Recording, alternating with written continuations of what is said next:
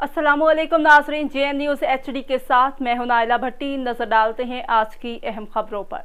चित्राल से खबर शामिल करते हैं। गुल हम्माद फारूकी की रिपोर्ट के मुताबिक लोअर चित्राल चमरखंड अब्दुल समी के आरा मशीन में आतिशगी। लोअर चित्राल चमरखंड में अब्दुल समी के आरा मशीन में अचानक आग भड़क उठी। रेस्क्यू 1112 को इत्तला मिलने पर रेस्क्यू 1112 की fire fighters team fire vehicles के साथ बर वक्त रिस्पॉन्स देते हुए 6 मिनट पर जाए हादसा पहुंचने पर और 40 मिनट फायर फाइटिंग के बाद आग पर मुकम्मल काबू पा लिया।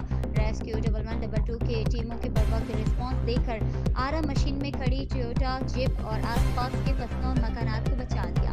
फायर फाइटिंग में रेस्क्यू 1112 के 2 फायर व्हीकल्स और 6 फायर फाइटर्स ने हिस्सा लिया। फायर फाइटिंग में रेस्क्यू 1112 के फायर फाइटर्स ने 9000 लीटर पानी और फोम इस्तेमाल किया।